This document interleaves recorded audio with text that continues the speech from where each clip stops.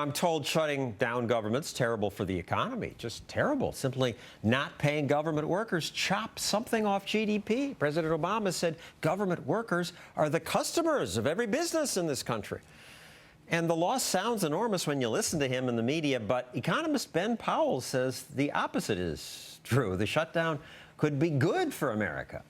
First of all, let's just get some perspective here. If McDonald's laid off 40% of non-food production workers, closed a few drive-up lanes, and stopped putting the toys in the Happy Meals, we wouldn't say McDonald's shut down. So the U.S. government hasn't shut down. When people get their paychecks today and tomorrow, they're still going to see that the IRS is stealing some of their wages. I got frisked on my way here to see you today by the TSA. The NSA is probably still listening to our phone calls, and somewhere in another part of the world at this very moment, someone's in the United States military's crosshairs. This is hardly a shutdown. That said, it is a step in that direction, and I think it's a good step in that direction, especially as the public realizes that, gee, their life really didn't change that much. Maybe we could make this shutdown permanent.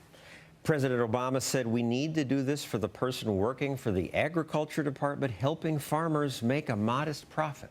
No, no, no. This is something that the government shouldn't be doing in the first place. Now, farmers can make a profit without the Agriculture Department? Farmers should be able to make a profit without the Agricultural Department. Otherwise, they shouldn't be farmers. So the short term, of course, people are going to have adjustment problems to it. But if the government permanently got out of this line of business, people would adjust and they would rely on themselves and their fellow Americans through voluntary transactions, not the government, to get things done. And yet, last time the government shut down, both parties seemed to agree it was a terrible thing. Never, ever shut the federal government down again. They applauded. Of course the government doesn't like a government shutdown, because some of us start to realize that these busybodies and petty tyrants in Washington, D.C. aren't necessary for our daily lives. The longer that this continues to go on, the more Americans will wake up to that fact. And of course that's bad for both Republicans and Democrats.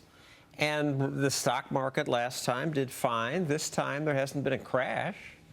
I don't see the big problem here. I mean, the problem is that we have a big intrusive government. If this marginally shrinks it, that should be good for the economy, good for the stock market in the long run. Speaking of marginally shrinking, earlier this year, the so-called sequester cut 5% from discretionary spending, which is just about a third of the budget. Politicians screamed that this would be terrible. They're hurting military communities. They're hurting middle-class families, our children, our seniors, the people who can least afford it. That's what this so-called sequester means. And yet, if you're watching this show, can you think of one thing in your life that changed after this sequester? My guess is the vast majority of people, the answer is no, except the good news is the other thing you're not noticing is it's not extra debt the government was racking up that they're going to try to wring out of your paychecks. And I got excited about the lack of extra debt, thought that was a wonderful thing, and I thought it might significantly postpone America's coming bankruptcy, but I was a fool too. Here's a video from the Peterson Foundation showing that. When economists make projections about what our debt will look like over the next few decades, we are clearly heading toward a crisis. Surely the sequester, with its across-the-board spending cuts, changed the picture more sizably. And again, it seems only to have bought us a little more time. In the big picture, the sequester barely makes any difference at all. It delays bankruptcy, but just a little. Yeah, no, we need to make much bigger fundamental cuts. And the politicians, you've already played a clip of Pelosi going nuts about saying there's nothing left to cut. No, there's plenty left to cut. To entirely eliminate the government deficit would mean returning to a budget in real terms that's about the size that it was when Bill Clinton left office. This is hardly an error of small government. And they're not talking about doing that. None of them seem to want to talk about entitlements. No, Republicans or Democrats, they're both politicians who benefit from the existing system. Neither one wants to make the type of fundamental cuts necessary to get the fiscal house in order. And yet, the polls show 70-some% of Americans oppose this shutdown. Yeah, listen, if I could carry a tune, John, I'd sing the song. All I am saying is give shutdown a chance. So as Americans get used to the fact that this doesn't negatively impact their lives, hopefully those numbers start going in the other direction and we realize that we should really start shutting down government, not just this little bit. It's just hard to get people to change their way of thinking. I look at Greece, where it's totally in the tank. And only after riots and months of threats, change? Did they do things like reduce required every business severance pay to 1 full year you get paid after you get let go? It used to be 2 years. Yeah, this is the austerity that Europe has been screaming about. It's trivial. But try this. How about while we're shutting down government, we actually stop collecting taxes from people or giving them liabilities for taxes, and then we'll see how popular the shutdown gets. Amidst the bloviating about the government shutdown this week, the partial shutdown, maybe 40%, not enough for my taste. Anyway, among all the politicians ranting, one soundbite stood out. CNN's Candy Crowley asked Nancy Pelosi why Democrats won't negotiate. Here's Pelosi's response. No, we can't do cupboard this. is there. There's no more cuts to make. What? Give me a break. The cupboard is bare? Made me want to look for myself.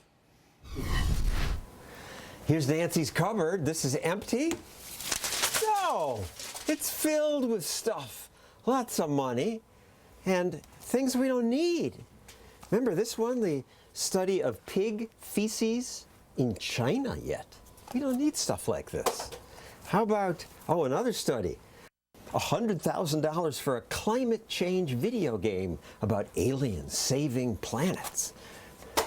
A laundry folding robot. That was a good one, more than $1 million. It at least was built. It's pretty cool. Oh, another comedy tour in India. You paid for that. Make chai, not war. This cabinet isn't empty. They spend on all sorts of stuff. I've been picking on the small things. Let's go to the bigger stuff. We should get rid of these subsidies. Fannie and Freddie and the FHA. They cover 90% of American mortgages now. That's crazy. We should stop foreign aid, the federal drug war. We don't need this stuff. Department of Agriculture. Let's get rid of whole departments, $33 billion. Farming just happens. You don't need a department to cause it to happen. Federal Communications Commission. Useless. You don't need them. Department of Labor. Likewise. $143 billion they spend every year. They get in the way of real labor by supporting only organized labor. Department of Education, $110 billion. Doesn't make education better. It's a state, local responsibility. Public broadcasting, we don't need that. They spend almost $4 trillion.